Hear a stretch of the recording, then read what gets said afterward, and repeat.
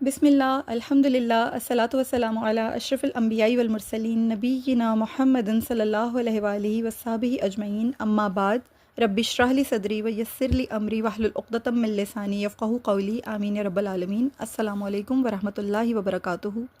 الرحیق المختوم میں آج انشاءاللہ ہم اپنا لیکچر نمبر 47 سٹارٹ کر رہے ہیں، اور آج کا میرا ٹاپک ہے اصحاب صفہ، جو کہ لاسٹ لیکچر میں آپ لوگوں کے ساتھ ڈسکس کرنا رہ گیا تھا۔ آج انشاءاللہ اصحاب صفہ کا ذکر کریں گے، ان کا ذکر جمیل کر کے پھر ہم میثاق مدینہ کو بھی کور کرنے کی کوشش کریں گے آج کے لیکچر میں۔ تو یوں میرے دو ٹاپکس ہیں، ایک اصحاب صفہ کے بارے میں ذکر جمیل اور دوسرا میثاق مدینہ کے بارے میں تذکرہ۔ تو اپنا آج کا لیکچر شروع کرنے سے پہلے اللہ سے دعا کرتے ہیں کہ اللہ تعالیٰ یہ سیکھنا، پڑھنا، سمجھنا، لکھنا، ادا کرنا زبان سے میرے لیے، میرے والدین کے حق میں، آپ کے لیے، آپ کے والدین کے حق میں، ہماری اولادوں کے حق میں، آنے والی نسلوں کے حق میں اللہ تعالیٰ اسے صدقہ جاریہ بنائے، اللہ تعالیٰ اسے ہم سے قبول فرمائے، اور ہماری کوئی کوتاہی ہو، کوئی کمی، کوئی کسر رہ جائے بحیثیت انسان، بحیثیت بشر، اللہ تعالیٰ ہم آپ کی بارگاہ میں معافی کے طلبگار ہیں، آپ ہم سے درگزر فرمائیے گا اور اسے قبولیت کا شرف عطا فرمائیے گا، اور اللہ تعالیٰ ہمیں برکت دے، استقامت دے، اللہ ہمیں مستقل مزاجی کے ساتھ، نہایت خلوص کے ساتھ اسے تکمیل تک پہنچانے کی توفیق عطا فرمائے، اور سیرت نبوی صلی اللہ علیہ وآلہ وسلم کو سیکھنے کے بعد اس پر عمل کرنے کی خصوصی طور پر ہمیں توفیق عطا فرمائے، اور اللہ تعالیٰ ہمیں آخرت میں جو اس میں سے ہم نے سیکھا ہو، جو ہم نے اس پہ عمل کیا ہو، اللہ تعالیٰ آخرت میں اسے ہمارے لیے زیادہ راہ بنائے، اور اللہ اور اللہ کے حبیب صلی اللہ علیہ وآلہ وسلم کی خوشنودی حاصل کرنے کا یہ اولین ذریعہ ثابت ہو، آمین یا رب العالمین۔ اپنے ٹاپک کو شروع کرتے ہیں۔ دیکھیں، میں نے آپ لوگوں کے ساتھ یہ ذکر کیا تھا لاسٹ لیکچر میں کہ رشتہ مواخات میں بند گئے تھے جو اصحاب النبی صلی اللہ علیہ وآلہ وسلم تھے۔ اب ہوا یہ کہ جو اس رشتہ مواخات میں بند گئے تھے صحابہ کرام، وہ اپنے اپنے حقوق کی پاسبانی میں اور ایک دوسرے کے فرائض کی تکمیل میں بڑھ چڑھ کر جانثاری دکھا رہے تھے۔ وہ بھائی چارہ اپنی جگہ مستقل طور پر جو ہے رواں دواں تھا، لیکن ان لوگوں میں ہی کچھ ایسے نفوس عالیہ بھی موجود تھے جنہیں دنیا کی اغراض اور نفسانی خواہشات نے اپنے دینی فرائض کی جو ادائیگی تھی اس سے بالکل بھی کسی قسم کی بھی ڈسٹریکشن نہیں دی، یعنی ان کی جو نفسانی خواہشات تھیں اور دنیا کی جتنی بھی ان کی یعنی اغراض تھیں، ان کی طلب تھی، ان کی دینی فرائض کی ادائیگی میں وہ حائل نہیں ہوئیں۔ چنانچہ وہ لوگ ہمہ وقت تعلیم و تعلم میں لگے رہتے تھے، اور ان کی زندگی کا مقصد صرف اور صرف نبی صلی اللہ علیہ وسلم کی محبت سے سرشاری اور اسلامی تعلیمات کو حاصل کرنا تھا۔ وہ اسلامی تعلیمات کے گرویدہ تھے، انہیں اسلامی تعلیمات کے مقابلے میں نہ کسی مال و جاہ کی کوئی غرض تھی، نہ ان کے شب و روز کی ضروریات کسی اور چیز کے گرد گھومتی تھیں، انہیں بس قوت لا یموت ہی چاہیے تھی، اور ان کی پوری کی پوری جو ضروریات تھیں وہ قوت لا یموت پر ہی منحصر تھیں۔ نہ وہ مال و دولت کے حریص تھے، نہ ان کے مال و دولت چھوٹ جانے پر انہیں کوئی ملال ہوتا تھا، نہ وہ اپنی ضروریات کے لیے کسی اغنیا کی طرف دیکھتے تھے، بلکہ ان کی زندگی کی جو خوشیاں تھیں وہ صرف اپنے خالق حقیقی سے راز و نیاز پر موقوف تھیں۔ ان کی محبت کے تمام رنگ اپنے معبود کی عبادت سے آراستہ تھے، ان کی التجاؤں کی تمام ادائیں اپنے اللہ سے لگاؤ میں جلوہ نما تھیں۔ یہ حقیقی اہل اللہ تھے، انہیں بس یہی غم رہتا تھا کہ ہم اپنے رب کی عبادت میں کسی کوتاہی کے مرتکب نہ ہو جائیں، اور ہم دین سیکھنے میں کاہلی کا شکار نہ ہونے پائیں۔ ان کی زندگیاں صرف اور صرف انہی چیزوں کے گرد گھوم رہی تھیں۔ یہ بہت خاص لوگ تھے، یہ بہت اونچے لوگ تھے، یہ اصحاب صفہ کے نام سے جانے جاتے ہیں۔ اصحاب صفہ نے اپنے آپ کو حصول علم کے لیے وقف کر دیا تھا۔ یہ حضرات مسجد میں قیام پذیر تھے، مسجد میں ان کے شب و روز عبادت اور ریاضت میں گزرتے تھے۔ انہوں نے قرآن کریم کی تلاوت اور رسول اللہ صلی اللہ علیہ وسلم کی سنت مطہرہ کو حرز جان بنا لیا تھا۔ چونکہ وہ عبادت الہی میں مصروف رہتے تھے، اس لیے انہیں قصب معاش کی فرصت ہی نہیں ملتی تھی۔ اس وجہ سے وہ نہایت مفلسی کی زہدانہ زندگی گزارنے کے عادی ہو گئے تھے۔ ان کی زندگیوں میں بہت زہد تھا، زاہدانہ زندگی گزار رہے تھے، کسی کے سامنے ہاتھ پھیلانا باعث عار سمجھتے تھے، نہایت خوددار تھے، تنہائی میں نوافل کی ادائیگی اور ذکر الہی میں مشغول رہا کرتے تھے۔ ان میں کچھ افراد نے پڑھنا لکھنا بھی سیکھ لیا تھا، اور سیدنا عبادہ بن صامت رضی اللہ تعالیٰ عنہ فرماتے ہیں کہ میں اہل صفہ میں سے بعض لوگوں کو قرآن اور لکھنا پڑھنا سکھاتا تھا۔ ان میں چند ایسے بھی تھے جو علم کے اوج کمال پر پہنچے۔ ان میں سیدنا ابو ہریرہ رضی اللہ تعالیٰ عنہ بھی تھے۔ ان کی آپ صلی اللہ علیہ وسلم سے وابستگی کا یہ عالم تھا کہ ہر لمحہ سائے کی طرح آپ کے ساتھ ساتھ رہتے۔ آپ صلی اللہ علیہ وسلم جو کچھ بیان فرماتے اسے اپنے ذہن میں محفوظ کر لیتے تھے۔ رسول اللہ صلی اللہ علیہ وسلم کی اکثر احادیث انہی سے مروی ہیں۔ پھر اہل صفہ جو بہت یعنی کہ جلیل القدر صحابہ اس میں شامل ہیں، اہل الصفا نے اپنے آپ کو محض علم و عمل ہی کے لیے وقف نہیں کیا تھا، بلکہ انہوں نے معاشرتی زندگی میں بھی گراں قدر حصہ لیا، جیسے جہاد جیسے اہم فریضے سے وہ پیچھے نہیں رہ سکتے تھے۔ ان کا ایک ایک سانس اطاعت الہی اور اطاعت رسول صلی اللہ علیہ وآلہ وسلم میں بسر ہوتا تھا۔ جو چند نام آپ لوگوں کے سامنے اب میں ذکر کروں گی وہ اصحاب صفا کے نام ہیں، اور ان میں یہ نام بہت قابل ذکر ہیں، جیسے صفوان بن بیدہ، زید بن خطاب، خریم بن فاتق اسدی، خبیب بن یساف، سالم بن عمیر، حارثہ بن نعمان جو بدر میں شہادت سے سرفراز ہوئے۔ پھر یہ اہل صفا میں تھے۔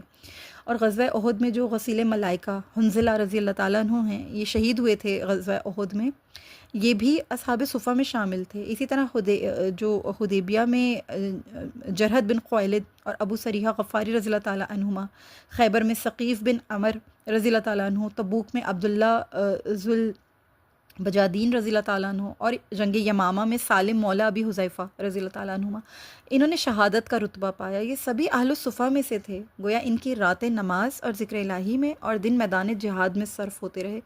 یہ بہت جلیل القدر صحابی تھے۔ اور یہ جو حارثہ بن نعمان اور حضرت حنظلہ رضی اللہ تعالیٰ عنہ ہیں، اور ان کے علاوہ ایک اور صحابی ہیں جن کا نام یوں بیان کیا جاتا ہے کہ غالباً کعب نام ہے ان کا۔ ان کا وہاں پر مدینہ میں گھر بار تھا، ایسا نہیں تھا کہ یہ مالی طور پر مستحکم نہیں تھے، یہ مالی طور پر مستحکم تھے، لیکن اس کے باوجود یہ رہنا پسند کرتے تھے صفا کے ساتھ، یہ اہل صفا میں شامل ہونا پسند فرماتے تھے۔ انہیں اچھا لگتا تھا کہ یہ ان لوگوں کے درمیان رہیں، حالانکہ ان کی مالی حالت مستحکم تھی اور مدینہ میں ان کے گھر بار بھی موجود تھے، جیسے کعب بن مالک ہیں۔ کعب بن مالک کا بھی وہاں پر مدینہ میں گھر بار بھی تھا، اور مالی طور پر ان کی حالت جو تھی وہ اچھی تھی، مستحکم تھی، مگر پھر بھی وہ اصحاب صفا کے ساتھ رہنا پسند فرمایا کرتے تھے۔ انہیں اچھا لگتا تھا کہ وہ اصحاب صفا کے ساتھ رہیں۔ اور اصحاب صفا کو اللہ تعالیٰ نے بہت ہی خوبصورت، بہت ہی اونچا مقام و مرتبہ عطا فرمایا ہے۔ اصحاب صفا فکر و عمل کے پیکر جمیل تھے، صبر و قناعت تھی ان کے اندر، للہیت تھی ان کے رگ و ریشے میں کوٹ کوٹ کر بھری ہوئی تھی للہیت۔ سبحان اللہ العظیم، یہ رسول اللہ صلی اللہ علیہ وسلم کے ساتھ بہت خاص تعلق رکھا کرتے تھے۔ اسلام کا سب سے پہلا مدرسہ مکہ میں، آپ جانتے ہیں کہ دارالارقم تھا، وہاں پر ہی اسلام کا جو بھی تعلیم و تدریس ہوتی تھی دارالارقم میں ہوتی تھی۔ مدینہ میں مسجد نبوی کے اندر یہ جو صفا کا مقام تھا نا، یہاں پر پھر یہ تعلیم و تدریس ہونے لگی، اور مسجد نبوی کے اندر تھا یہ صفا کا مقام، یہیں سے علم کے انوار پوری دنیا میں پھیلے۔ قرآن کریم میں اللہ تبارک و تعالیٰ نے ان کی بڑی مدح فرمائی ہے، یہ جو اصحاب صفا ہیں ان کی اللہ نے بہت مدح فرمائی ہے۔ سورہ بقرہ میں آیت نمبر 273 میں اللہ تعالیٰ نے ارشاد فرمایا، صدقات تو ان ضرورت مندوں کے لیے ہیں جو اللہ کے کاموں میں ایسے مشغول ہوں کہ اپنے روزگار کے لیے زمین میں دوڑ دھوپ نہ کر سکتے ہوں۔ ان کے سوال نہ کرنے کی وجہ سے انہیں مالدار خیال کرے۔ تم انہیں ان کے چہروں سے پہچان لوگے، وہ لوگوں سے چمٹ کر سوال نہیں کرتے، اور تم اپنے مال میں سے جو کچھ خرچ کرتے ہو بے شک اللہ اسے خوب جاننے والا ہے۔ تو اللہ تعالیٰ انہی کے بارے میں یہ ارشاد فرما رہے ہیں سورہ بقرہ کی آیت نمبر 273 میں۔ اللہ تعالیٰ نے ان کو بہت بہت پسند فرمایا، ان کو بہت شرف قبول عطا فرمایا۔ یہ بڑے خوبصورت لوگ تھے، بڑے ہی جلیل القدر صحابہ کا اس میں شمار ہوتا ہے۔ میں آپ کے سامنے یہ بھی رکھنا چاہوں گی کہ صفا ایکچولی میں ہے کیا؟ صفا عربی میں سائبان کو کہتے ہیں، یا پھر چھتی ہوئی جگہ کو کہتے ہیں، یعنی کوئی چبوترا ہو، کوئی ایسی جگہ ہو جس پہ ایک چھتی سی بنی ہوئی ہو، کوئی سائبان ہو اس کے اوپر۔ ہجرت نبوی کے بعد جو اصحاب مواخات کے رشتے میں نہیں بندھے تھے نا، یا جن کے جاننے والے مدینہ میں نہیں تھے، وہ صفا میں قیام کرتے تھے۔ یہ مسجد نبوی صلی اللہ علیہ وسلم کی پچھلی جانب ایک جگہ تھی، ایک سائے دار جگہ تھی، ایک چبوترا سا تھا جو ان صحابہ کرام رضوان اللہ علیہم اجمعین کے لیے بنایا گیا تھا، جن کا کوئی گھر بار نہیں تھا یا جنہیں اور کہیں ٹھہرنے کی جگہ نہیں ملی تھی، تو یہ ان کے ٹھہرنے کے لیے جگہ بنائی گئی تھی۔ سب سے پہلے جو مہاجرین صحابہ کرام رضوان اللہ علیہم اجمعین تھے، انہوں نے صفا میں ہی رہائش اختیار کی تھی۔ پھر یہ بھی ہوتا تھا کہ نبی کریم صلی اللہ علیہ وسلم کے پاس مختلف اطراف و اکناف سے وفود آتے تھے، ان میں جو لوگ آپ صلی اللہ علیہ وسلم پر ایمان لے آتے تھے اور پھر آپ صلی اللہ علیہ وسلم ہی کی رفاقت و صحبت میں رہنے کے مشتاق ہوتے تھے، وہ بھی اسی صفا میں قیام کرتے تھے۔ اور یہ جو یعنی یوں کہہ لیں کہ جو اصحاب صفہ کی تعداد ہے یہ مختلف اوقات میں کبھی کم ہو جاتی تھی، کبھی زیادہ ہو جاتی تھی۔ جس زمانے میں مدینہ کے باہر سے وفود آتے تھے تو ان کی تعداد بڑھ جایا کرتی تھی، اور جب یہ وفود واپس چلے جاتے تھے تو پھر ان کی تعداد گھٹ جایا کرتی تھی، یعنی کوئی متعین تعداد نہیں ہے۔ کبھی ایسا بھی ہوتا تھا کہ یہ تعداد بہت زیادہ بڑھ جایا کرتی تھی، یہاں تک کہ یعنی اکیلے حضرت سعد بن عبادہ رضی اللہ تعالیٰ عنہ بعض اوقات 80 لوگوں کی ضیافت فرماتے تھے، جبکہ باقی اہل الصفہ دیگر صحابہ کرام رضوان اللہ علیہم اجمعین کے مہمان ہوتے تھے۔ تو اس طرح سے بھی ہوا کرتا تھا۔ پھر امام ابن تیمیہ رحمہ اللہ نے لکھا ہے کہ اہل الصفہ کی تعداد 600 سے 700 تک ہے، لیکن یہ ایک ہی وقت میں اکٹھے نہیں رہتے تھے۔ ان میں سے جو شادی کر لیتا تھا، کسی سفر پر نکل جاتا تھا یا کسی غزوے میں چلا جاتا تھا، یعنی کسی غزوہ میں شامل ہو جاتے تھے، تو وہ اہل الصفہ کے زمرے سے خارج ہو جایا کرتے تھے۔ ایک ہی وقت میں ان کی تعداد عموماً 70 کے قریب ہوتی تھی، اور بڑے اونچے اونچے صحابہ اس میں شامل ہیں، جیسے کہ سیدنا سعد بن ابی وقاص رضی اللہ تعالیٰ عنہ، سیدنا ابو ہریرہ رضی اللہ تعالیٰ عنہ، خبیب اور سلمان فارسی رضی اللہ تعالیٰ عنہ، یہ بھی اہل الصفہ کے ساتھ قیام فرما رہے، انہوں نے بھی اہل الصفہ کے ساتھ ہی قیام فرمایا۔ اس کے علاوہ اور بہت سے اونچے نام ہیں، جیسے کہ حضرت عبداللہ بن مسعود رضی اللہ تعالیٰ عنہ، صہیب بن سنان رضی اللہ تعالیٰ عنہ، اور اس کے علاوہ اور بھی بہت سارے نام ہیں، جیسے کہ حضرت بلال بن رباح رضی اللہ تعالیٰ عنہ، ابو برزہ اسلمی رضی اللہ تعالیٰ عنہ۔ یہ تمام وہ اصحاب ہیں جو ان اصحاب صفہ کے ساتھ رہا کرتے تھے۔ پھر یہ بھی میں آپ لوگوں کے ساتھ ضرور ذکر کرنا چاہوں گی کہ اصحاب صفہ کا جو لباس ہوتا تھا وہ کیسا ہوتا تھا۔ یہ اتنے یعنی زہدانہ زندگی گزارنے والے مسکین صحابی تھے کہ ان کے پاس اتنا لباس نہیں ہوتا تھا کہ جو جسم کو گرمی اور سردی سے صحیح طور پر بچا سکے، یعنی ان کا جو تن تھا نا وہ پوری طرح ڈھانپا نہیں جا سکتا تھا، اتنا کم ان کے پاس لباس ہوا کرتا تھا۔ اہل صفہ میں سے حضرت سیدنا ابو ہریرہ رضی اللہ تعالیٰ عنہ فرماتے ہیں کہ اہل صفہ میں سے 70 آدمی ایسے تھے جن کے پاس ایک بھی چادر نہیں تھی، اور ایک دوسری روایت میں سیدنا ابو ہریرہ رضی اللہ تعالیٰ عنہ بیان فرماتے ہیں، میں نے اہل الصفہ کے 70 آدمیوں کو دیکھا کہ ان کے پاس ایک ایک کپڑا ہوتا تھا، وہ کپڑا بھی کبھی کسی گھٹنے ڈھانپ رہا ہوتا تھا، اور کسی کا کپڑا اس سے کچھ نیچے ہوتا تھا۔ ان میں سے جب کوئی رکوع کرتا تو وہ کپڑے کو مضبوطی سے پکڑ لیتا تھا تاکہ اس کی ستر پوشی قائم رہے۔ بعض اوقات ان کا لباس اتنا ناکافی ہوتا تھا کہ اس حالت میں باہر نکلنے سے شرم محسوس کیا کرتے تھے۔ اللہ اکبر۔ پھر کھانے پینے کی ان کو ظاہر سی بات ہے بہت اکثر انہیں کھانے پینے کی چیزوں میں قلت کا سامنا کرنا پڑتا تھا۔ زیادہ تر ان کے جو شب و روز تھے وہ فقر و فاقہ میں بسر ہوتے تھے، یا یہ روزے رکھا کرتے تھے، اور خوراک ان کو عموماً جو دی جاتی تھی، جو انہیں عطا ہوتی تھی، وہ کھجوروں پر مشتمل ہوتی تھی۔ رسول اللہ صلی اللہ علیہ وسلم دو افراد کو ہر روز کھجوروں کی ایک متعین مقدار ہوتی تھی، وہ مرحمت فرمایا کرتے تھے۔ تو رسول اللہ صلی اللہ علیہ وسلم کے ایک صحابی ہیں، وہ بیان کرتے ہیں کہ میں مدینہ آیا، یہاں میرا کوئی شناسہ نہیں تھا، میں صفہ میں قیام پذیر ہو گیا، ایک آدمی کے ساتھ میری جوڑی بن گئی، ہم دونوں کو روزانہ ایک مد یعنی 525 گرام کھجوریں ملا کرتی تھیں۔ تو یہ ان کے ساتھ مطلب ان کو جو ہے عطا ہوا کرتا تھا۔ پھر بعض اوقات رسول اللہ صلی اللہ علیہ وسلم گھر میں کھانے کی قلت کے باوجود اصحاب صفہ کو اپنے گھر کھانے کی دعوت دیا کرتے تھے۔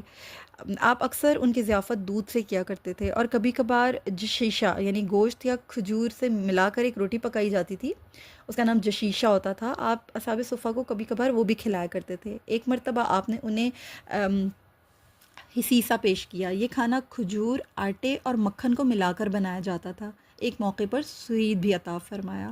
آپ صلی اللہ علیہ وسلم جو بھی کھانا ان کے گھر میں موجود ہوتا تھا، جیسے کبھی پکی ہوئی جو کی روٹی ہوتی تھی تو اس کی بھری ہوئی رکابی اصحاب صفہ کے سامنے رکھ دیا کرتے تھے، انہیں پیش کیا کرتے تھے، اور فرمایا کرتے تھے کہ اس ذات کی قسم جس کے قبضے میں محمد صلی اللہ علیہ وسلم کی جان ہے، جو کھانا تم دیکھ رہے ہو فقط یہی کھانا ہے جو آج رات محمد صلی اللہ علیہ وسلم کے گھر میں موجود ہے۔ بعض حالات میں اصحاب صفہ کی ضیافت بڑی عمدہ ہوتی تھی۔ عبد الرحمن بن ابی بکر رضی اللہ تعالی عنہما اصحاب صفہ کے بارے میں بیان کرتے ہیں کہ وہ محتاج تھے۔ نبی کریم صلی اللہ علیہ وسلم نے فرمایا کہ جس کسی کے پاس 2 آدمیوں کا کھانا ہو وہ تیسرا آدمی ساتھ لیتا جائے، اور اگر کسی کے پاس 4 آدمیوں کا کھانا ہو تو وہ 5واں آدمی ساتھ لیتا جائے، اسی طرح چھٹا۔ تو یہ جو میں نے آپ کے سامنے حدیث رکھی ہے یہ صحیح بخاری کی حدیث ہے۔ تو اس طرح سے ان کی جو ہے کبھی کبھار ضیافت ہو جایا کرتی تھی اور انہیں مل جایا کرتا تھا کھانا، اور رسول اللہ صلی اللہ علیہ وسلم ان کے ساتھ خاص شفقت فرمایا کرتے تھے، خاص ان کے ساتھ محبت فرمایا کرتے تھے۔ ایک واقعہ ہے جو حضرت ابو ہریرہ رضی اللہ تعالیٰ عنہ سے مروی ہے کہ اصحاب صفہ نا مطلب بہت زیادہ یعنی مسکین لوگ تھے، پریشان حال تھے، تو دودھ کی ضیافت سے متعلق ایک واقعہ ہے جو بہت مشہور واقعہ ہے۔ سیدنا ابو ہریرہ رضی اللہ تعالیٰ عنہ بیان کرتے ہیں کہ اللہ کی قسم جس کے سوا کوئی معبود نہیں، میں رسول اللہ صلی اللہ علیہ وسلم کے زمانے میں بھوک کے مارے زمین پر پیٹ کے بل لیٹ جایا کرتا تھا۔ کبھی میں بھوک کے مارے اپنے پیٹ پر پتھر باندھا کرتا تھا۔ ایک دن میں اس راستے پر بیٹھ گیا جہاں سے صحابہ گزرتے تھے۔ حضرت ابو بکر صدیق رضی اللہ تعالیٰ عنہ گزرے۔ میں نے ان سے کتاب اللہ کی ایک آیت کے بارے میں پوچھا۔ میرے پوچھنے کا مقصد صرف یہ تھا کہ وہ مجھے کچھ کھلا دیں، مگر وہ اس آیت کا ظاہری مطلب سمجھا کر چلے گئے اور کوئی بات آگے نہیں کی۔ پھر حضرت عمر فاروق رضی اللہ تعالیٰ عنہ میرے پاس سے گزرے۔ میں نے ان سے بھی قرآن مجید کی ایک آیت پوچھی۔ پوچھنے کا مقصد صرف یہ تھا کہ وہ مجھے کچھ کھلا پلا دیں، مگر وہ بھی چلے گئے اور کوئی بات آگے نہیں کی۔ اس کے بعد نبی کریم صلی اللہ علیہ وسلم میرے پاس سے گزرے۔ آپ صلی اللہ علیہ وسلم مجھے دیکھ کر مسکرائے۔ آپ صلی اللہ علیہ وسلم نے میرے چہرے سے میری مراد سمجھ لی۔ فرمانے لگے، اے ابو ہریرہ۔ میں نے کہا، لبیک اے اللہ کے رسول صلی اللہ علیہ وسلم۔ فرمایا، میرے ساتھ چلو۔ آپ صلی اللہ علیہ وسلم چلنے لگے، میں بھی آپ صلی اللہ علیہ وسلم کے پیچھے پیچھے چل پڑا۔ پھر آپ صلی اللہ علیہ وسلم اپنے کاشانہ مبارک میں داخل ہو گئے۔ میں نے داخلے کی اجازت چاہی تو مجھے اجازت مل گئی۔ جب آپ صلی اللہ علیہ وسلم داخل ہوئے تو رسول اللہ صلی اللہ علیہ وسلم نے گھر میں دودھ کا ایک پیالہ پایا۔ رسول اللہ صلی اللہ علیہ وسلم نے اپنے محترم اہل خانہ سے پوچھا، یہ دودھ کا پیالہ کہاں سے آیا ہے؟ آپ صلی اللہ علیہ وسلم کو بتایا گیا کہ فلاں شخص نے آپ صلی اللہ علیہ وسلم کی خدمت میں یہ ہدیہ بھیجا ہے۔ رسول اللہ صلی اللہ علیہ وسلم نے فرمایا، اے ابو ہریرہ۔ میں نے عرض کیا، میں حاضر ہوں اللہ کے رسول۔ رسول اللہ صلی اللہ علیہ وسلم نے فرمایا، جاؤ اور تمام اہل الصفہ کو بلا لاؤ۔ ابو ہریرہ رضی اللہ تعالیٰ عنہ فرماتے ہیں، اہل الصفہ اسلام کے مہمان تھے، ان کی کوئی پناہ گاہ نہیں تھی، نہ ان کے اہل خانہ تھے، نہ ان کے پاس مال تھا، نہ کوئی ان کا مددگار تھا۔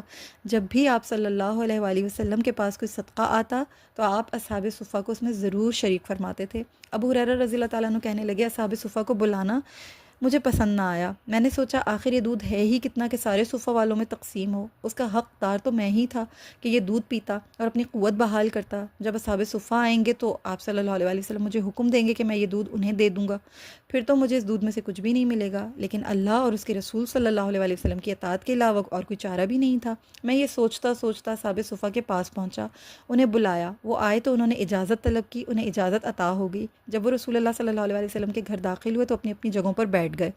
آپ صلی اللہ علیہ وسلم نے فرمایا، اے ابو ہریرہ۔ میں نے کہا، لبیک اے اللہ کے رسول صلی اللہ علیہ وسلم۔ فرمایا، یہ پیالہ لے لو اور انہیں دے دو۔ چنانچہ میں نے پیالہ لے لیا، ہر آدمی کو میں وہ پیالہ دیتا جاتا تھا، وہ اس سے پیتا، سیر ہوتا اور مجھے پیالہ لوٹا دیتا تھا، پھر دوسرے آدمی کو دیتا، وہ پیتا اور سیر ہوتا، یہاں تک کہ ہوتے ہوتے میں رسول اللہ صلی اللہ علیہ وسلم کی خدمت میں واپس پہنچ گیا اور سب لوگ سیر ہو گئے۔ میں نے وہ پیالہ لیا اور آپ صلی اللہ علیہ وسلم کی خدمت میں پیش کر دیا۔ آپ صلی اللہ علیہ وسلم نے مجھے دیکھا اور تبسم فرمانے لگے، پھر فرمایا، اے ابو ہریرہ۔ میں نے کہا، لبیک اے اللہ کے رسول صلی اللہ علیہ وسلم۔ فرمایا، اب تم اور میں باقی رہ گئے ہیں۔ میں نے کہا، جی ہاں اے اللہ کے رسول صلی اللہ علیہ وسلم۔ رسول اللہ صلی اللہ علیہ وسلم نے فرمایا، بیٹھ جاؤ اور پیو۔ میں بیٹھ گیا اور پینے لگا۔ اس دوران رسول اللہ صلی اللہ علیہ وسلم مجھے بار بار فرماتے رہے، اور پیو اور پیو۔ سبحان اللہ العظیم، سبحان اللہ العظیم۔ لاکھوں کروڑوں بار درود و سلام پیارے نبی صلی اللہ علیہ وسلم کی اس بندہ پروری پر۔ سبحان اللہ العظیم۔ یہاں تک کہ میں نے کہا، اب نہیں، اس ذات کی قسم جس نے آپ صلی اللہ علیہ وسلم کو سچا رسول بنا کر بھیجا ہے، میں اب مزید نہیں پی سکتا۔ پھر آپ صلی اللہ علیہ وسلم نے فرمایا، مجھے دے دو۔ میں نے وہ پیالہ آپ صلی اللہ علیہ وسلم کی خدمت میں پیش کر دیا۔ رسول اللہ صلی اللہ علیہ وسلم نے اللہ کی تعریف کی اور اس کا نام لے کر بقیہ دودھ تناول فرمایا۔ یہ پوری حدیث جو میں نے آپ کے سامنے رکھی ہے صحیح بخاری میں موجود ہے۔ سبحان اللہ العظیم، اللہ اکبر کبیرہ۔ اسی طرح سے سیدنا ابو ہریرہ رضی اللہ تعالیٰ عنہ سے ایک اور حدیث ہے، جو مطلب ایک روایت ہے۔ وہ فرماتے ہیں، مجھ پر 3 دن ایسے بھی گزرے کہ مجھے کھانا نصیب نہیں ہوا۔ میں نے صفہ کی طرف جانے کا ارادہ کیا تو میں چلتے چلتے گر پڑتا تھا۔ بچوں نے کہنا شروع کر دیا، ابو ہریرہ دیوانہ ہو گیا ہے۔ جب میں صفہ پہنچا تو وہاں رسول اللہ صلی اللہ علیہ وسلم کو دیکھا۔ آپ صلی اللہ علیہ وسلم سرید کا ایک پیالہ یعنی بڑا پیالہ لائے تھے اور اہل صفہ اس میں سے کھا رہے تھے۔ میں ان کے ارد گرد گھومنے لگا تاکہ وہ مجھے دیکھ کر بلا لیں۔ وہ کھانا ختم کر کے کھڑے ہو گئے۔ پیالے کے کناروں میں سرید کے کچھ حصے کے علاوہ پیالہ بالکل صاف ہو گیا تھا۔ رسول اللہ صلی اللہ علیہ وسلم نے اسے جمع کیا تو ایک لقمہ بن گیا۔ آپ صلی اللہ علیہ وسلم نے اسے اپنی انگلیوں پر رکھا اور مجھ سے فرمایا بسم اللہ پڑھ کر کھاؤ۔ اس ذات کی قسم جس کے ہاتھ میں میری جان ہے، میں اسے کھانے لگا، کھاتا رہا یہاں تک کہ میں سیر ہو گیا۔ سبحان اللہ العظیم، سبحان اللہ العظیم، اللہ اکبر کبیرہ۔ ان حضرات کو ضروریات زندگی نہایت کم میسر تھی، پھر بھی ان کے اندر لالچ نہیں تھا، کبھی پیدا ہی نہیں ہوتا تھا، بلکہ ان کے آپس کے جو برادرانہ تعلقات تھے مضبوط تھے، اور یہ ایک دوسرے کے جو حقوق و واجبات تھے نا ان سے بہت بخوبی واقف تھے۔ یہ اصحاب ایسے تھے کہ سیدنا ابو ہریرہ رضی اللہ تعالیٰ عنہ بیان فرماتے ہیں کہ جب اصحاب صفہ کھجوریں کھانے کے لیے ایک جگہ اکٹھے ہوتے تھے نا، تو ان میں سے اگر کوئی صاحب 2 کھجوریں اکٹھی کھا لیتا تھا تو اپنے ساتھیوں سے کہہ دیتا تھا کہ میں نے 2 کھجوریں ایک ساتھ کھائی ہیں، تم بھی اسی طرح کھاؤ۔ یہ وہ بات اس لیے کیا کرتے تھے کہ مبادا وہ خود اپنے ساتھیوں سے کہیں زیادہ نہ کھا لیں۔ سبحان اللہ العظیم۔ رسول اللہ صلی اللہ علیہ وسلم بذات خود اصحاب صفہ کا بہت خیال رکھتے تھے، ان کے پاس روزانہ تشریف لے جاتے تھے، اگر ان میں سے کوئی بیمار ہو جاتا تھا تو اس کی تیمارداری فرماتے تھے۔ آپ صلی اللہ علیہ وسلم نے انہیں کبھی نظر انداز نہیں کیا، بلکہ آپ صلی اللہ علیہ وسلم انہیں زیادہ اہمیت دیتے اور بہت خیال رکھتے تھے۔ اسی طرح ایک واقعہ ملتا ہے کہ جب سیدہ فاطمہ الزہرا سلام اللہ تعالیٰ علیہا کے ہاں سیدنا حسین رضی اللہ تعالیٰ عنہ پیدا ہوئے تو وہ آپ صلی اللہ علیہ وسلم سے کہنے لگیں کہ اللہ کے رسول صلی اللہ علیہ وسلم کیا میں اپنے صاحبزادے کی طرف سے عقیقہ نہ کروں؟ آپ صلی اللہ علیہ وسلم نے مشورہ دیا بچے کا سر مونڈ کر بالوں کے برابر چاندی اہل صفہ اور مساکین پر صدقہ کر دیجئے۔ اس کا مطلب یہ نہیں تھا کہ انہیں آپ صلی اللہ علیہ وسلم نے عقیقے کی رخصت دے دی تھی، بلکہ امام بحقی رحمہ اللہ یہ فرماتے ہیں کہ رسول اللہ صلی اللہ علیہ وسلم کا ارادہ یہ تھا کہ آپ بذات خود سیدنا حسن اور سیدنا حسین رضی اللہ تعالیٰ عنہما کی طرف سے عقیقہ کریں۔ چنانچہ آپ صلی اللہ علیہ وسلم نے سیدہ فاطمہ الزہرا سلام اللہ تعالیٰ علیہا کو اس کے علاوہ صدقہ کرنے کا حکم دیا کہ وہ ان دونوں کے بالوں کے وزن کے برابر چاندی کا صدقہ کر دیں اور اہل الصفہ میں اور مساکین میں یعنی کہ جو ہے بانٹ دیں۔ اور جو عقیقہ کیا رسول اللہ صلی اللہ علیہ وسلم نے وہ سیدنا انس رضی اللہ تعالیٰ عنہ کی روایت ہے، بیان کرتے ہیں کہ رسول اللہ صلی اللہ علیہ وسلم نے سیدنا حسن اور حسین رضی اللہ تعالیٰ عنہما کی طرف سے 2 مینڈھے عقیقے میں صدقہ کیے تھے، یعنی ذبح کیے تھے۔ تو الحمدللہ یہ بات بھی ہمیں پتہ چلی کہ رسول اللہ صلی اللہ علیہ وسلم کس قدر محبت فرمایا کرتے تھے، کتنی شفقت فرمایا کرتے تھے، اور کسی بھی جگہ اہل صفہ کو یعنی چھوڑا نہیں کرتے تھے۔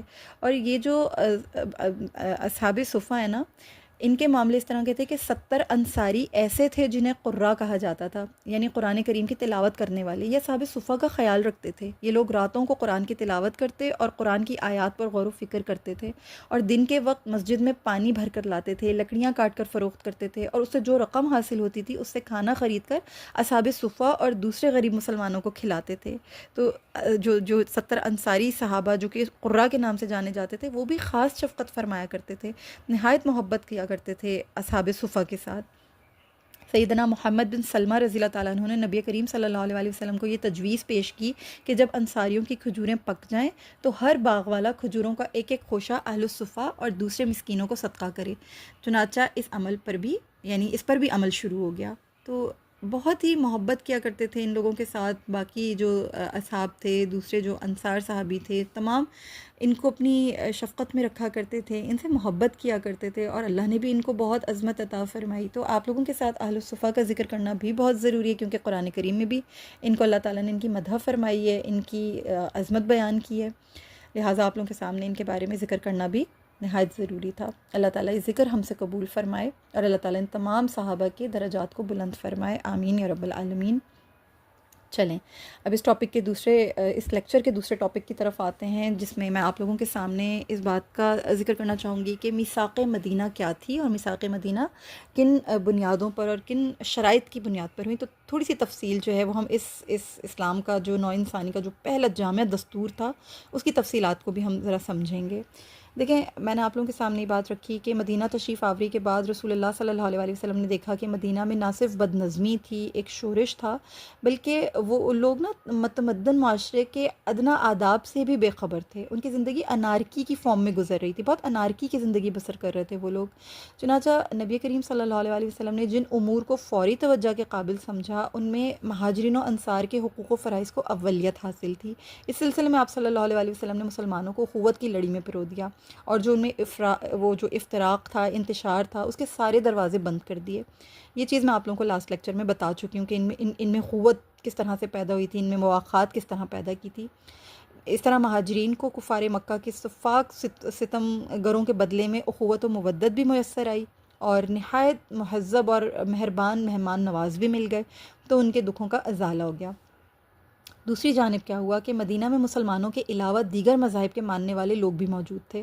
ان میں یہود مدینہ سر فہرست تھے جو اکثریت میں تھے، اور بہت ہی یعنی کہ جو بعض غیر یہود جو تھے وہ باشندے بھی موجود تھے جو مسلمان نہیں ہوئے تھے۔ اور آپ کو میں نے بتایا تھا کہ یہود جو ہیں وہ بہت زیادہ غلبہ رکھتے تھے وہاں کی معیشت کے اوپر بھی اور وہاں کے معاملات کے اوپر بھی۔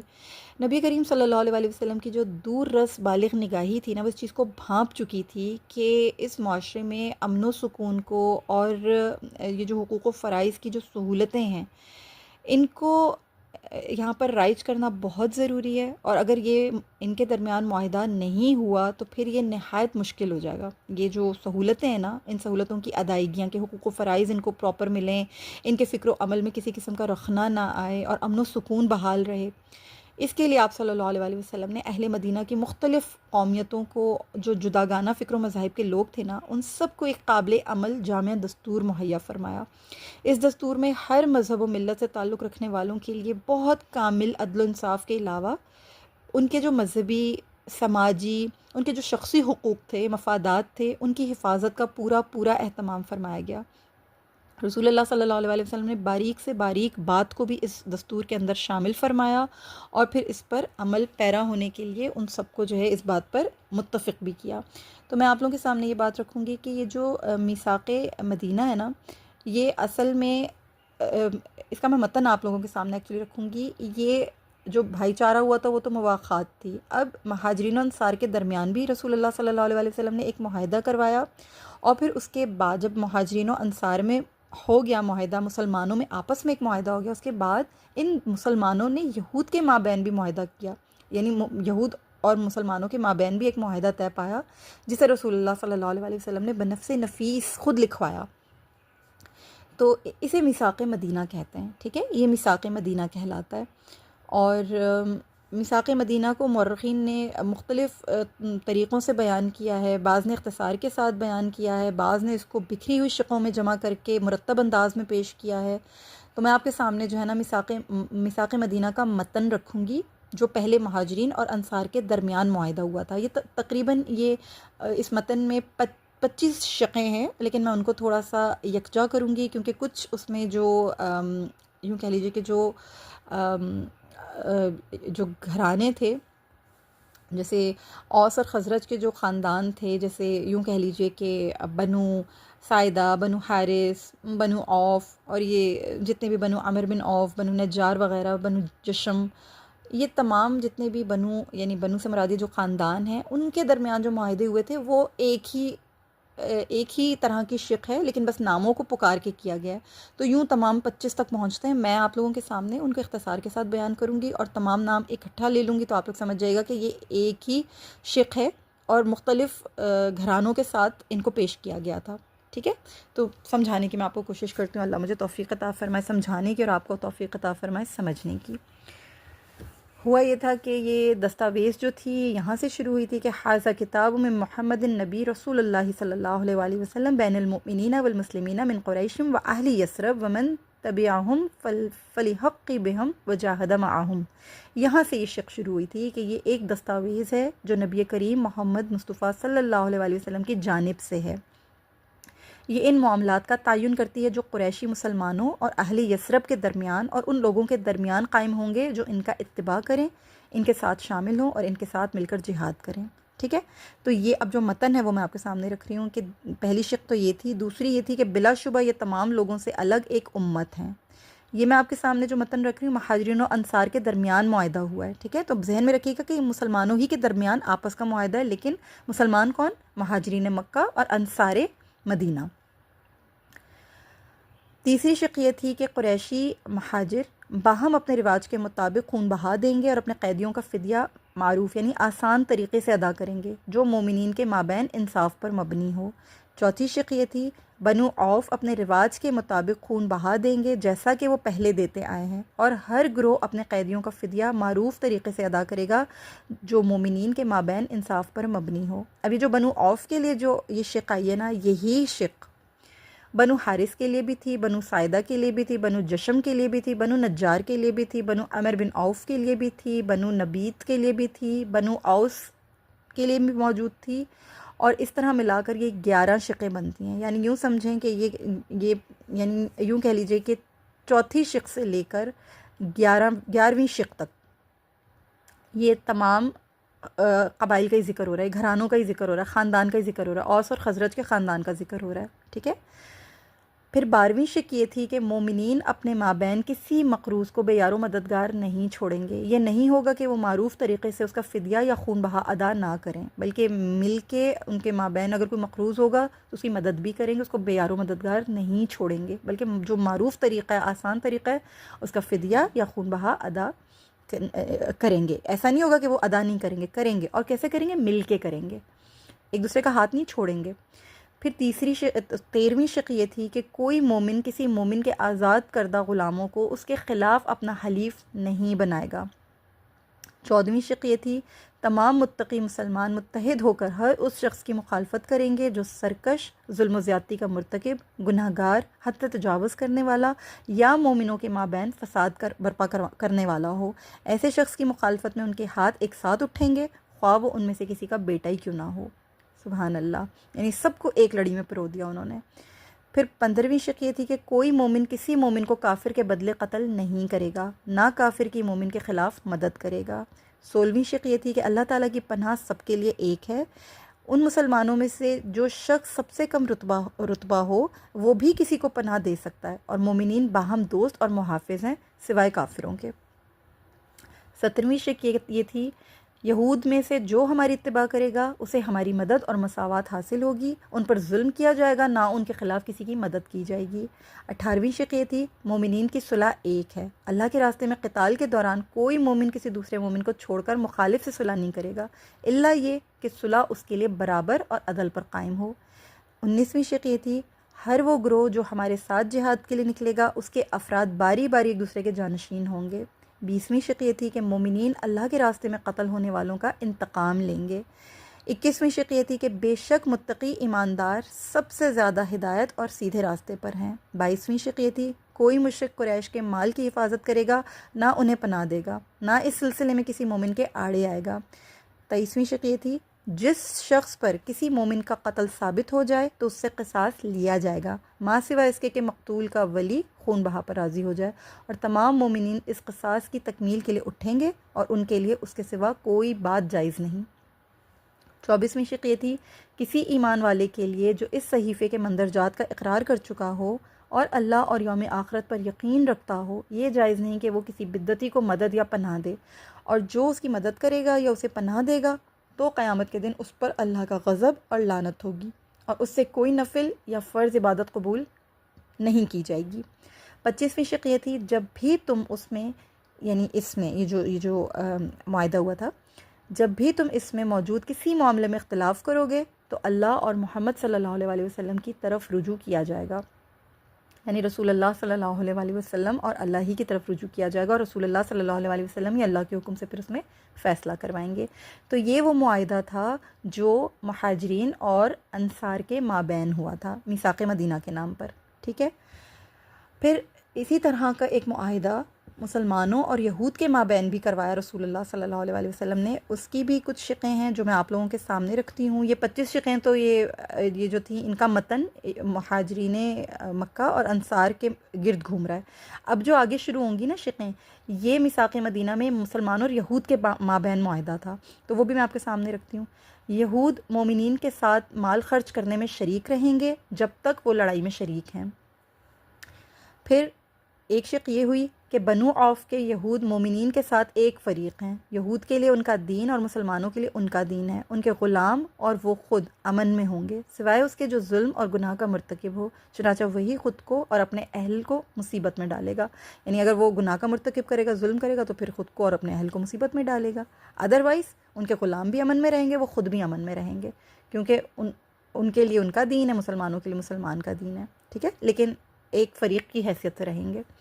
پھر یہود بنی نجار کو بھی وہی حقوق، یعنی یہود بنو عوف کے بارے میں بھی یہ بات کہی گئی، پھر یہود بنی نجار کو بھی وہی حقوق حاصل ہوں گے جو یہود بنی عوف کو حاصل ہیں، یہود بنی حارث کو بھی وہی حقوق حاصل ہوں گے جو یہود بنی عوف کو حاصل ہیں، یہود بنو سائدہ کو بھی وہی حقوق حاصل ہوں گے جو یہود بنی عوف کو حاصل ہیں، یہود بنی جشم کو بھی وہی حقوق حاصل ہوں گے جو یہود بنی عوف کو حاصل ہیں، یہود بنی اوس کو بھی وہی حقوق حاصل ہوں گے جو یہود بنی عوف کو حاصل ہیں، یہود بنی سالبہ کو بھی وہی حقوق حاصل ہوں گے جو یہود بنی عوف کو حاصل ہیں، سوائے اس شخص کے جو ظلم یا گناہ کا مرتکب ہو، چنانچہ وہی خود کو اور اپنے اہل کو مصیبت میں ڈالے گا۔ جفنا جو قبیلہ سالبہ کی شاخ ہے، اس کو بھی وہی حقوق حاصل ہوں گے جو اصل سالبہ کو حاصل ہیں، یعنی جو اصل قبیلے کو حاصل ہے نا، وہی اس کی جو ڈرائیوڈ برانچ ہے جفنا، اس کو بھی پھر وہی اصل شاخ والے، اصل جو ان کی برانچ ہے اسی کے جیسے حقوق حاصل ہوں گے۔ یہود بنو شتیبہ کو بھی وہی حقوق حاصل ہوں گے جو یہود بنی عوف کو حاصل ہیں، اور نیکی اور برائی ایک جیسی نہیں۔ پھر سالبہ کے جو موالی ہیں یعنی آزاد کردہ غلام ہیں، انہیں بھی وہی حقوق حاصل ہوں گے جو خود ان کو حاصل ہیں، یعنی رسول اللہ صلی اللہ علیہ وسلم نے آزاد کردہ غلاموں کو بھی حقوق سے عاری نہیں کیا، بلکہ جو ان کے اصل مالکوں کے حقوق تھے وہی ان کے آزاد کردہ غلاموں کے بھی حقوق ہوں گے۔ اتنا نفاست کے ساتھ رسول اللہ صلی اللہ علیہ وسلم نے یہ معاہدہ فرمایا تھا۔ پھر ایک شق یہ بھی رکھی کہ یہود کی ذیلی شاخوں کو بھی وہی حقوق حاصل ہوں گے جو یہود کو حاصل ہے، ان یہود میں سے کوئی بھی محمد صلی اللہ علیہ وسلم کی اجازت کے بغیر جنگ کے لیے نہیں نکلے گا۔ پھر یہ شق بھی شامل رکھی کہ کسی زخم کا بدلہ لینے سے منع نہیں کیا جائے گا، اور جو شخص کسی دھوکے سے قتل کرے اور یعنی دھوکے سے قتل کرے وہ اور اس کا گھرانہ ذمہ دار ہوگا، سوائے اس صورت کہ اس پر ظلم کیا گیا ہو، اور اللہ تعالیٰ ان میں سے نیکی کرنے والوں کے ساتھ ہوگا۔ پھر ایک یہ شق بھی رکھی گئی کہ یہود کے ذمے ان کے اخراجات ہیں اور مسلمانوں کے ذمے ان کے اخراجات ہیں، اس صحیفے والے آپس میں مددگار ہوں گے، اس کے خلاف جو ان سے لڑے گا انہیں باہمی مشاورت سے کام لینا ہوگا، اور نیکی اور گناہ ایک جیسے نہیں۔ پھر ایک یہ شق بھی رکھی گئی کہ کوئی شخص اپنے حلیف کی وجہ سے گنہگار نہیں ٹھہرایا جائے گا اور مظلوم کی مدد کی جائے گی۔ پھر یہ بھی اس میں فرمایا گیا، اس میں یہ بھی لکھوایا گیا اس کے متن میں، اور یہود مومنین کے ساتھ اخراجات میں شریک ہوں گے جب تک کہ دشمن کے خلاف برسر جنگ رہیں گے، یعنی ایک دوسرے کی مالی معاونت کریں گے یہود اور مومنین مل کر، جب تک کہ ایک جنگ میں برابر کے برسر جنگ ہوں گے۔ پھر یہ بھی فرمایا گیا کہ یثرب کا داخلہ یعنی داخلی علاقہ جو جوف ہے، اس صحیفے والوں کے لیے وہ حرم کا مقام رکھے گا۔ پھر ایک یہ شق بھی رکھی گئی کہ پناہ گزیں ایسے ہی ہوگا جیسے پناہ دینے والا، اسے نقصان پہنچایا جائے گا نہ وہ جرم کرے گا، یعنی بالکل ایکوالٹی کا رول رکھا جائے گا۔ پھر کسی عورت کو اس کے خاندان کی رضامندی ہی سے پناہ دی جائے گی، یہ نہیں ہو سکتا کہ کسی بھی عورت کو آپ اس کے خاندان کی رضامندی کے خلاف جا کر پناہ دیں گے، نہیں، جب تک کہ خاندان کی رضامندی نہیں ہوگی عورت کو پناہ نہیں دی جائے گی، پناہ اس کی خاندان کی رضامندی سے ہی عطا ہوگی۔ اس صحیفے والوں کے درمیان اگر کوئی اختلاف یا جھگڑا رونما ہوا جس سے فساد کا ڈر ہو تو اس معاملے میں اللہ اور اس کے رسول صلی اللہ علیہ وسلم کی طرف رجوع کیا جائے گا، اور اس صحیفے میں جو تقوی اور نیکی کی عمدہ بات ہے اللہ اس کے ساتھ ہے۔ پھر ایک یہ شق بھی رکھی گئی کفار قریش اور ان کی مدد کرنے والوں کو پناہ نہیں دی جائے گی۔ پھر ایک یہ شق بھی رکھی گئی کہ اگر کوئی یثرب یعنی مدینہ پر حملہ کرے تو اس کے خلاف وہ یعنی یہود اور مسلمان ایک دوسرے کی مدد کرنے کے پابند ہوں گے۔ پھر یہ شق بھی رکھی گئی کہ جب انہیں یعنی یہود کو کسی صلح میں شرکت اور اس پر کاربند رہنے کے لیے بلایا جائے تو وہ صلح کریں گے اور اس پر کاربند رہیں گے، اور جب وہ انہیں یعنی مسلمانوں کو کسی ایسے ہی معاملے کی طرف بلائیں تو مومنین پر لازم ہے کہ وہ اس میں شریک ہوں، سوائے اس کے کہ کسی یعنی کہ دین کے لیے جنگ ہو رہی ہے، یعنی اگر ان کے دین کے خلاف کوئی بات ہوگی نا تو پھر اس میں شریک نہیں ہوں گے، لیکن اگر دین کے علاوہ کوئی بات ہوگی تو مومنین پر بھی یہ لازم ہے کہ وہ ان کی یعنی اس معاہدے میں شامل ہوں گے، کاربند رہیں گے، ان کے ساتھ صلح کریں گے۔ پھر ایک یہ شق بھی رکھی گئی کہ تمام لوگ شہر مدینہ کے اپنی اپنی جانب کے دفاع کے ذمہ دار ہوں گے۔ پھر یہ شق بھی اس میں شامل تھی کہ قبیلہ اوس کے یہود اور ان کے موالی یعنی آزاد کردہ جو غلام ہیں وہی حقوق ہوں گے جو اس صحیفے یعنی دستاویز والوں کے ہیں، ان کے حقوق وہی ہوں گے، اور وہ بھی اس صحیفے والوں کے ساتھ خالص نیکی کا برتاؤ کریں گے۔ نیکی گناہ سے بچاتی ہے، جو جیسا کرے گا ویسا بھرے گا۔ اس صحیفے میں جو بہترین سچائی اور نیکی ہے، اللہ اس پہ راضی ہے۔ یہ کتاب یعنی پھر یہ جو شق تھی، یہ اس کے اندر یہ بھی شامل تھی کہ یہ کتاب یعنی دستاویز کسی ظالم اور گناہ گار کو تحفظ نہیں دے گی۔ جو شخص جنگ کے لیے نکلے وہ امن میں ہوگا، اور جو شخص مدینہ میں ٹھہرے وہ بھی امن میں ہوگا، سوائے اس کے کہ وہ ظلم اور گناہ کا ارتکاب کرے۔ اور اللہ تعالیٰ نیک اور متقی کا محافظ ہے، اور محمد مصطفیٰ صلی اللہ علیہ وآلہ وسلم اللہ کے رسول ہیں۔ سبحان اللہ العظیم۔ یہ تمام متن تھا جو میں نے آپ کے سامنے رکھا، اور اس کو میں آپ کے سامنے اسکرین پر بھی چلا رہی ہوں، تو آپ اس کو جو ہے خود بھی پڑھ سکتے ہیں، دیکھ سکتے ہیں۔ اور رحیق المختوم میں بھی مولانا صفی الرحمن مبارک پوری رحمہ اللہ نے اس کو لکھا ہے۔ میں آپ کے ساتھ جب بک ریڈ شیئر کروں گی اس میں آپ اس کو پڑھ سکتے ہیں، باقاعدہ کتاب میں ہی موجود ہیں یہ تمام متن اپنی تمام شقوں کے ساتھ۔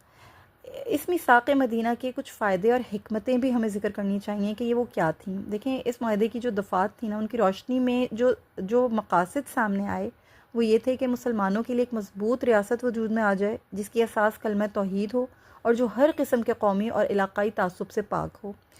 ایک تو یہ ان دفعات سے ایک تو یہ مقصد سامنے آتا ہے۔ دوسرا یہ آتا ہے کہ ریاست میں عدل و انصاف کا بول بالا ہو جائے، مظلوموں کی داد رسی ہو، اور اس کے باشندوں میں مساوات قائم ہو۔ پھر یہ بھی تھا کہ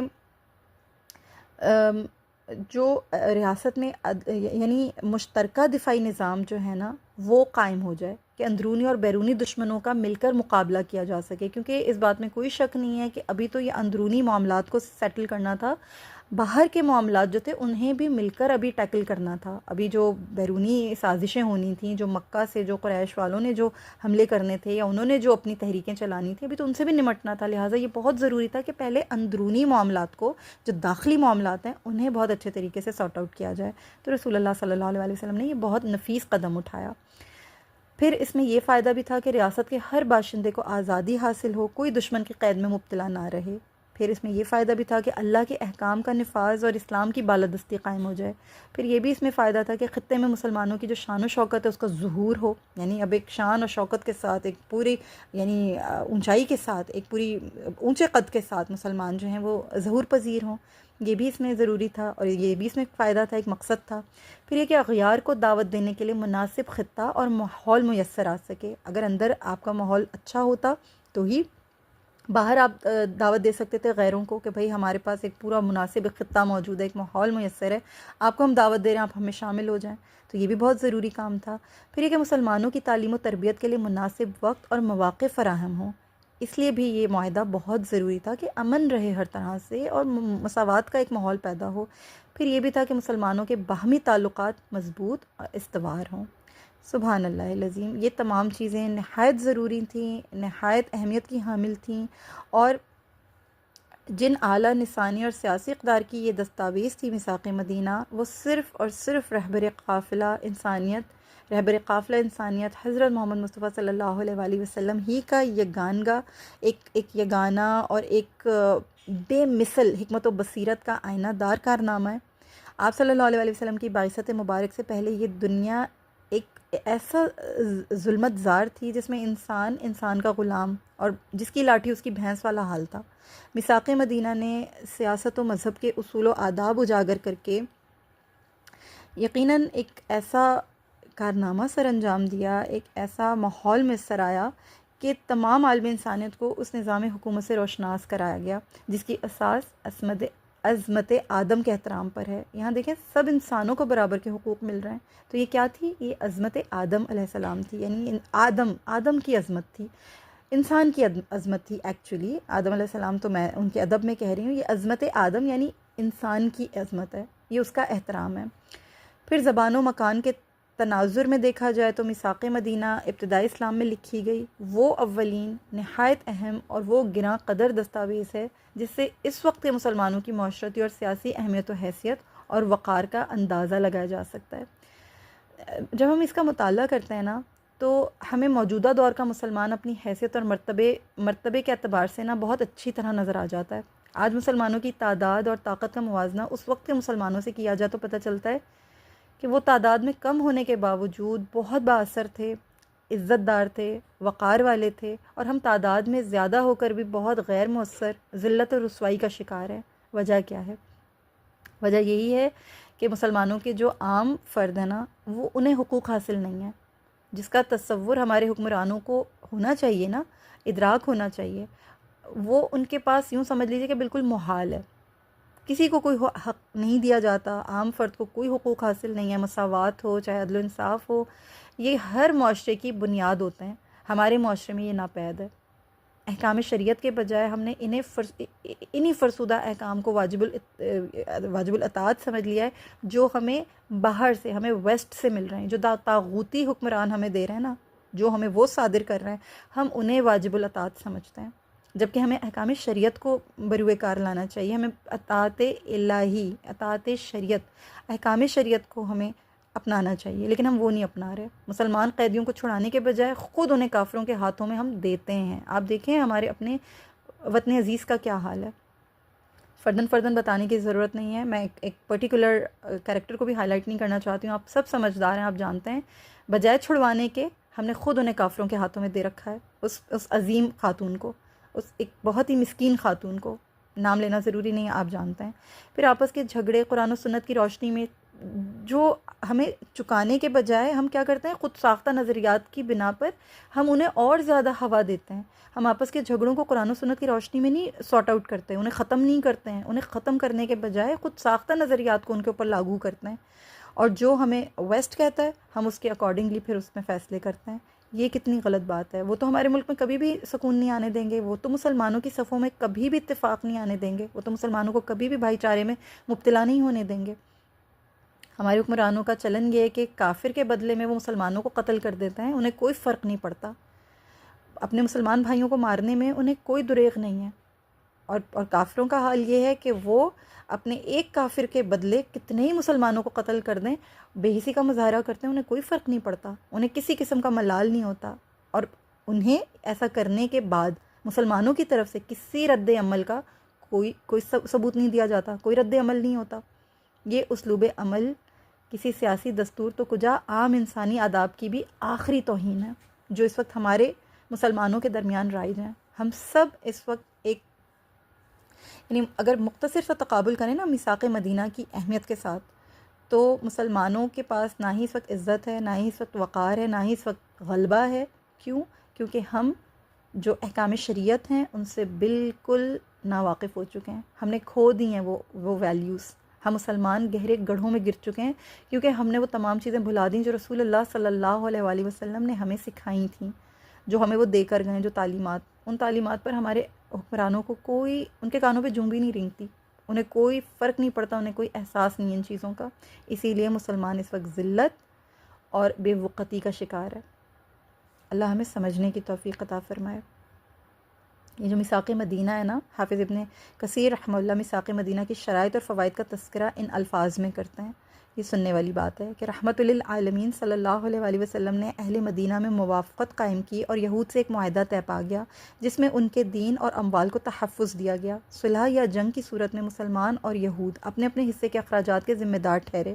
معاہدے کے فریقین سے لڑنے والے مشترکہ دشمن کے خلاف ایک دوسرے کی مدد لازم قرار پائی، باہم خیر خواہی، عدم جاہریت اور مظلوم کی مدد پر اتفاق ہوا۔ خاص مدینہ حرمت کا شہر قرار پایا، ہمسایوں کے حقوق متعین ہوئے، کوئی بھی واقعہ یا جھگڑا جس سے فساد پھیلنے کا اندیشہ ہو، اللہ اور اس کے رسول صلی اللہ علیہ وآلہ وسلم سے اس کا فیصلہ کرانے کا اقرار ہوا، قریش اور ان کے مددگاروں کو پناہ دینے کا سد باب ہو گیا۔ سبحان اللہ العظیم۔ اگر انہی تمام تر یہ جو شرائط تھیں، انہی شرائط کے اوپر اگر ہم اپنے آئین کو، اپنے دستور کو کاربند کریں، تو کیا ہمارے ملکوں میں جو مسلمان ممالک ہیں، یا جو ہمارے خاص طور پہ جو ہمارا وطن عزیز ہے، کیا اس میں امن نہیں آئے گا؟ کیا اس میں ایکوالٹی نہیں آئے گی؟ کیا اس میں حقوق پامال ہونے سے نہیں بچیں گے؟ لیکن کیونکہ اس طرف کسی کا رجحان نہیں ہے، اس طرف کسی کا ذہن نہیں جاتا، لہٰذا یہ سب کچھ جس طرح چل رہا اس طرح چلتا رہے، کسی کو کوئی فرق نہیں پڑتا۔ اللہ تعالیٰ ہمیں سمجھنے کی توفیق عطا فرمائے۔ اللہ تعالیٰ ہمارے حکمرانوں کو، اللہ تعالیٰ اپنا خوف ان کے دلوں میں پیدا کرے، اور انسانوں کی ہمدردی کا ایک جذبہ ان کے اندر پیدا ہو۔ آمین یا رب العالمین۔ یہ معاہدہ انسانی تاریخ میں کسی معجزے سے کم ہرگز نہیں تھا، اور اس معاہدے کے دو پہلو بہت نمایاں ہیں۔ اولاً یہ کہ آپ صلی اللہ علیہ وآلہ وسلم نے مدینہ منورہ کے غیر مسلموں کو بھی مسلمانوں کے برابر حقوق مرحمت فرما دیے، سب کو مذہبی، سیاسی، سماجی اعتبار سے یکساں آزادی مراعات عالیہ سے نوازا، اور دوسری طرف آبادی کے تمام طبقات سے یہ اصل الاصول تسلیم کرا لیا کہ وہ ہر متنازع مسئلے کے حل کے لیے اللہ اور رسول صلی اللہ علیہ وآلہ وسلم کی طرف رجوع کریں گے۔ ہر معاملے کو اللہ اور اللہ کے رسول کی منشاء مبارکہ کے تحت طے کر لینا ہی فلاح و سعادت کا سرچشمہ ہے۔ کاش ہماری حکمرانی چیز سمجھیں۔ اس طرح پھر مدینہ منورہ کے جو غیر مسلم تھے وہ بھی اسلام اور اس کی اساس پر راضی ہو گئے، اور وہ یہ سمجھ گئے کہ ہمارے سارے معاملات میں حتمی جو قول ہے وہ اللہ اور اس کے رسول صلی اللہ علیہ وآلہ وسلم ہی کا ہوگا۔ یہ اصول دراصل دعوت اسلامی کا اپنی منزل کی طرف اولین قدم تھا۔ اس طرح جب انہوں نے دیکھا کہ اللہ اور اللہ کے رسول صلی اللہ علیہ وآلہ وسلم کے فیصلے تو بہت خوبصورت ہیں، تو یہ ایک طرح سے دعوت اسلامی بھی تھی۔ اب منزل کی جانب ایک پہلا قدم تھا، اولین قدم تھا۔ رسالت مآب صلی اللہ علیہ وآلہ وسلم کا مقصد جلیلہ بھی یہی تھا کہ اللہ رب العزت کے جو بھی اوامر و نواہی ہیں وہ نافذ کیے جائیں۔ میثاق مدینہ کے تحت اس مقصد کے لیے راہ ہموار ہو گئی، اور مسلمان پہلے سے زیادہ بڑھ چڑھ کر رجوع اللہ کی مقدس راہ پر پوری ثابت قدمی کے ساتھ گامزن ہو گئے۔ اس کے ساتھ ساتھ غیر مسلم گروہ کی وفاداریاں بھی مدینہ ہی سے وابستہ ہو گئیں۔ یوں مدینہ اندرونی انتشار کے خطرے سے محفوظ ہو گیا، اور مسلمانوں کو اسلامی اقدار پروان چڑھانے کا اطمینان بخش موقع نصیب ہوا۔ سبحان اللہ العظیم۔ مسلمانوں نے اس حالت امن میں اسلامی قانون کی آبیاری شروع کر دی۔ اس طرح فضا جو تھی وہ عقیدہ توحید و رسالت سے مہکنے لگی، اور سرزمین مدینہ احکام الہی پر عمل درآمد کے لیے جگمگا اٹھی۔ سبحان اللہ العظیم۔ یوں رسول اللہ صلی اللہ علیہ وآلہ وسلم نے جو میثاق مدینہ فرمائی، یہ ایک بہت اعلیٰ، بہت خوبصورت ثمر لے کر آئی۔ انشاءاللہ تعالیٰ اس سے آگے اگلے لیکچر میں بات کروں گی آپ لوگوں کے ساتھ بِإِذْنِ اللہ تعالیٰ۔ جس ٹاپک کا اللہ نے حکم دیا انشاءاللہ تعالیٰ اس کے اوپر ہم بات کریں گے۔ موسٹ پروبیبلی انشاءاللہ میں آپ لوگوں کے ساتھ جو اللہ تعالیٰ نے جو احکامات نازل فرمائے تھے ان کے بارے میں آپ کے ساتھ ذکر کروں گی۔ اللہ سے دعا ہے کہ اللہ تعالیٰ اس کی توفیق عطا فرمائے، اللہ تعالیٰ اس میں ہمیں ثابت قدم رکھیں انشاءاللہ، تاکہ ہم اس کو سمجھ سکیں، اپنی زندگیوں میں اس کو صحیح طریقے سے رائج کر سکیں، اپنی زندگیوں میں اس کو اپنا سکیں۔ اور اللہ سے دعا ہے کہ اللہ تعالیٰ اسے ہم سے قبول فرمائے، آمین یا رب العالمین۔ اجازت دیجیے، السلام علیکم ورحمۃ اللہ وبرکاتہ۔